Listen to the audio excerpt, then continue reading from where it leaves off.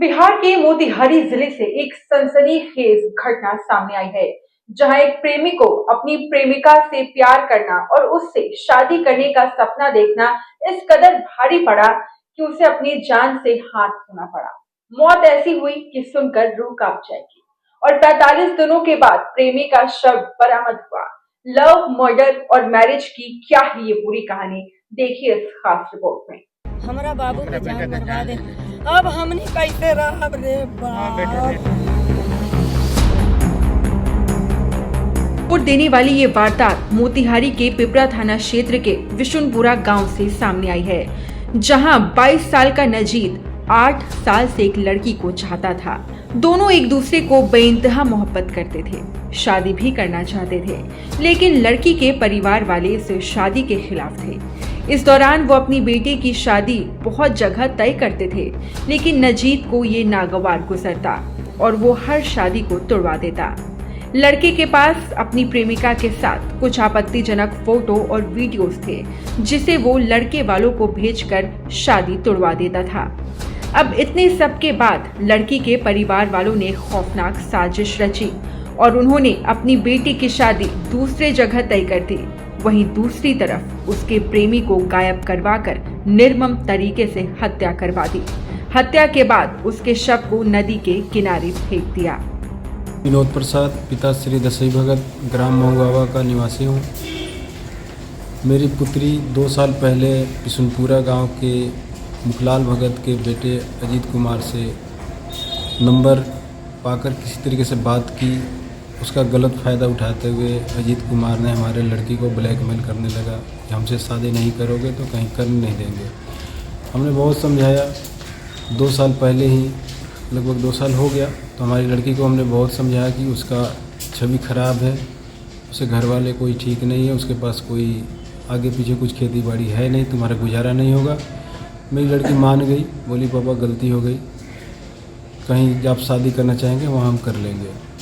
उसके बाद हमने दूसरी जगह जब शादी सेट की, 6 महीने हो गए इस दिन को, तो अजीत कुमार कुछ वीडियो रखा था ब्लैकमेल करने के लिए, वो सब भेजते हुए हमें बहुत परेशान किया। हमने उसके गांव वाले को भी बताया कि वो लड़का को थोड़ा समझाइए, वो लड़का सही नहीं है। तो हमारे साले के घर में ही घुस के सबको तोड़ फोड़ मार धाड़ कर दिया था। डर के मारे हमारे साले साहब यहाँ FIR नहीं किए कि फिर मारेगा कहीं। ये सब देखते हुए हमें बहुत मजबूर कर दिया था। हमें भी गाला गलौज करने लगा कि हमसे शादी नहीं करोगे तो तुम्हें गोली मार देंगे। तो ये सब को देखते हुए हमने थोड़ा सा रास्ता अपनाया कि गोलू से मिला और उसको रास्ते से हटाने की कोशिश किया, वो हट भी गया। इसके लिए गोलू को हमने 1 लाख एडवांस दिया है, बाकी 2 लाख देना बाकी भी है। दिनांक 29/11/24 को ग्राम बिशनपुरा के मुखलाल भगत के पुत्र अजीत कुमार का अपहरण प्रेम प्रसंग के दौरान कर ली गई थी, जिसके संबंध में उनके घर वाले के आवेदन पर कांड अंकित कर अनुसंधान प्रारंभ किया गया था। अनुसंधान के दौरान अपहृत अजीत कुमार का शव बलवा मन थाना पिपरा, जो प्राथमिकी अभियुक्त विनोद भगत के घर के आसपास ही है, से बरामद किया गया। सूचना पर पुलिस अधीक्षक महोदय मोतिहारी के निर्देशानुसार एक टीम का गठन DIU मोतिहारी को शामिल करते हुए किया गया। गठित टीम द्वारा वैज्ञानिक एवं तकनीकी अनुसंधान के आधार पर इस कांड के मुख्य अभियुक्त विनोद भगत, जिनकी पुत्री से प्रेम प्रसंग अपहृत अजीत कुमार को चल रहा था, को गिरफ्तार किया गया है और उनके द्वारा बताया गया है कि ये प्रेम प्रसंग को लेकर साजिश के तहत षड्यंत्र कर अन्य अभियुक्तों के मेल को शामिल कर इस घटना को अंजाम दिए थे। इस घटना में शामिल अन्य अभियुक्तों की भी गिरफ्तारी बहुत जल्द सुनिश्चित कर ली जाएगी। वहीं इस घटना के बाद प्रेमिका के परिजन अपनी बेटे की शादी करवाकर घर से फरार हो गए। इधर हत्या करने के बाद लड़की का भाई सोशल मीडिया पर हथियार लहराता रहा, लेकिन पुलिस के कानों में जूं तक नहीं रेंगी और मृतक प्रेमी के परिजनों द्वारा अपहरण का मामला दर्ज करवाने के बावजूद न तो पिपरा थाने की पुलिस ने कोई कार्रवाई की और न ही चकिया डीएसपी ने।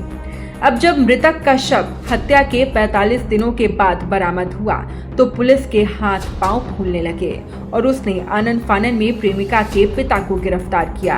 अब पुलिस दावा कर रही है कि घटना में शामिल जल्द ही अन्य अभियुक्तों की गिरफ्तारी कर ली जाएगी। असन के कहली कि शादी रोकल जाओ, हमार बेटा बरामद कर जाओ।